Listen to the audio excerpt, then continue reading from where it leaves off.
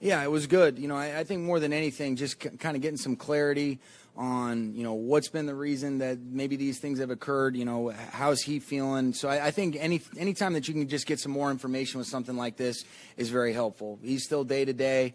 He was asymptomatic right after, which is always a positive thing. But I think for him, just being able to learn a little bit more about the entirety of what's going on and maybe have a better understanding of maybe why some of these things have occurred, I think gives him a quieted mind. It gives us, a good feeling about how we want to progress and move forward with this. Do you have any idea how that information may impact his availability, at least as far as this week goes? Yeah, I think it's going to be something that we're going to just really take a day at a time. He's continuing to have good responses day in and day out. We're scheduled for him to probably meet with some of those doctors in Pittsburgh again. When exactly that'll take place, we're going to find out a little bit later on.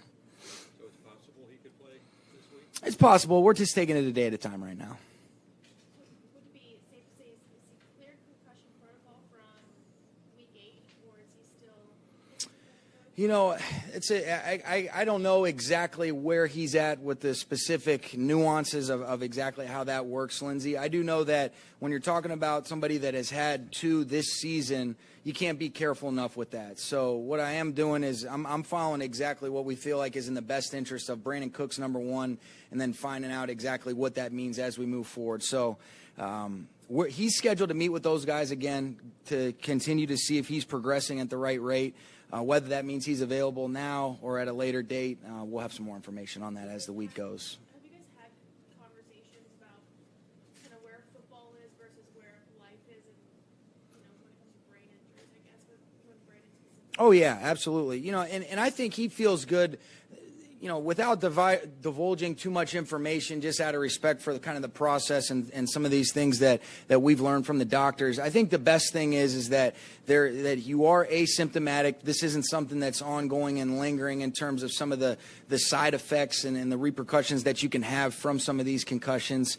And I think like anything else, he feels good about just getting some more clarity on maybe why these have occurred or what's the reasons, what are some of the things that we can do from a preventative maintenance standpoint to try to avoid, and some of these things just in a physical game, you can't do much to avoid it when you look at the way that some of these collisions occur. But yes, we've talked about those things. He's got a great perspective on what's most important.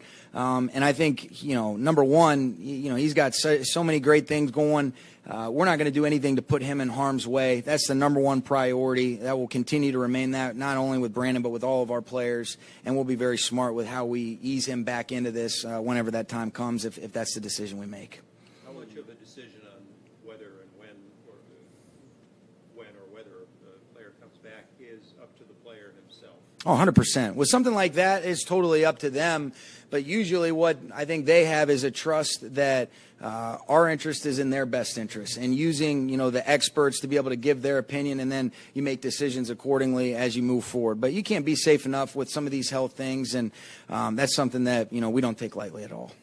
How will you be bringing Clay Matthews along this week, assuming he's good to go and at a point where he can be coming back? Yeah, I think really it's just kind of getting him back into the normal routine, seeing how he's feeling. Everything's checked out, in a positive manner up to this point. So I think it's just kind of progressing back to how comfortable do you feel putting a helmet on, some of the collisions that naturally would occur, and just kind of trusting that you're nice and secure in the absence of some of that stuff that kind of kept it in place and helped it heal over the last couple weeks.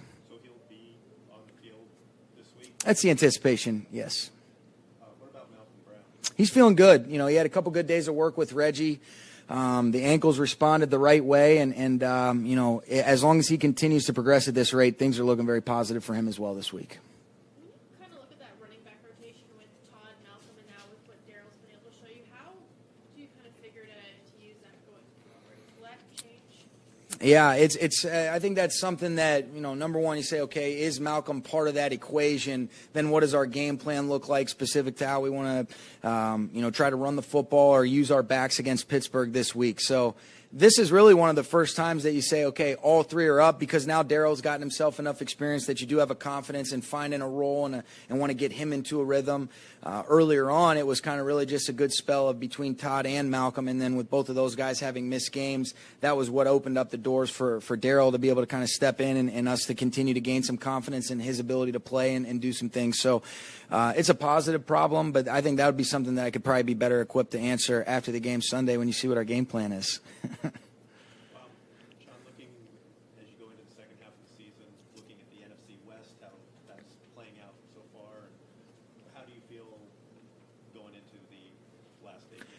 It's cliche, Gary, but I think the focus is on let's try to go 1-0 against a really good Pittsburgh Steelers team that's playing at a high level, especially over the last few weeks. They're a resilient, tough football team, very well coached.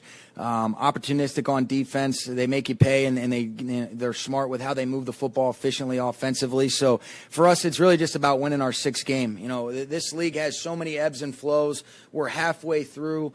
So much can be changed in the 8 weeks, and I think one of the things that has helped us over the last couple of years that you have to really be conscious about is not looking ahead. So many things are unpredictable. You start looking ahead, you don't take care of the business at hand, and the only thing that we can do is find a way to try to put together a good week of practice and really go 1-0 this week and ultimately try to get our 6th win of the season.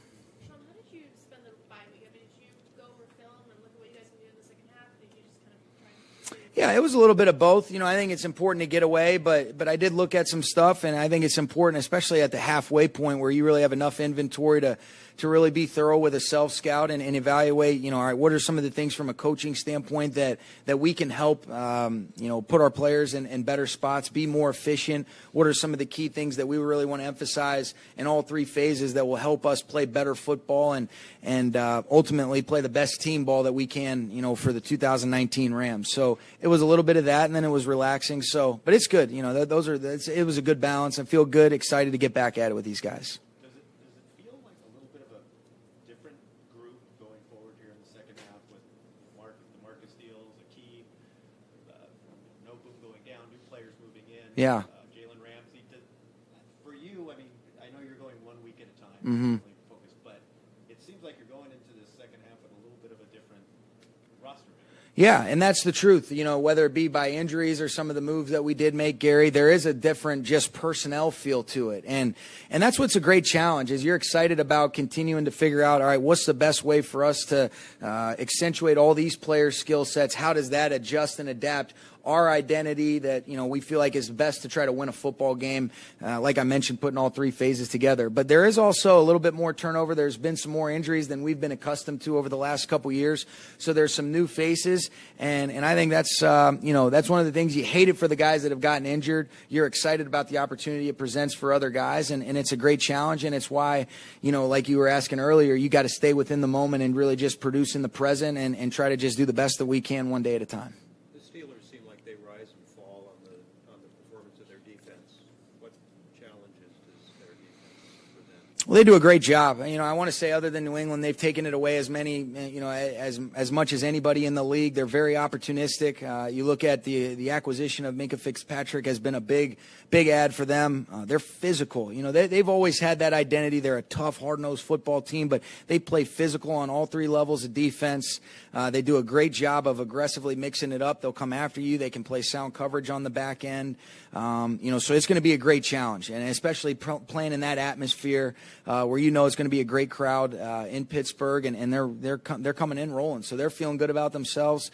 We've got a little bit of streak. Hopefully, we'll be feeling healthy and play good football on Sunday. This is Aaron's first time playing in Pittsburgh as a pro. What kind of reception do you think he'll receive, if any? And it's kind of obvious, but what has he meant to you here in LA? Yeah, I think you know, I think anybody that has been around Aaron Donald, there's nothing that you can say except for just be impressed by the human being. I mean, you look at how much he's done for the University of Pittsburgh, you know, giving back to them, you know, really using all the success he's had in that platform to really do a lot of really good things for that university.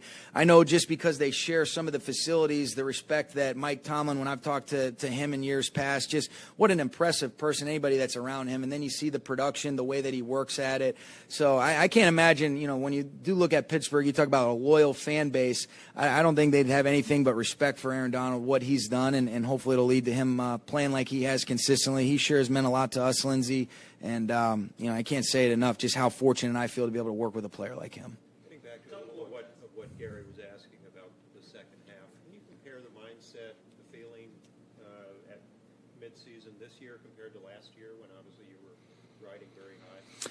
Yeah, it's, I think in the short time that you've been in this role, you really learn that each year truly is a new year, and that's part of the challenge of the consistency and trying to produce year in and year out with the inevitable changes that each season occurs, some of the injuries that you have to overcome, whatever it might be.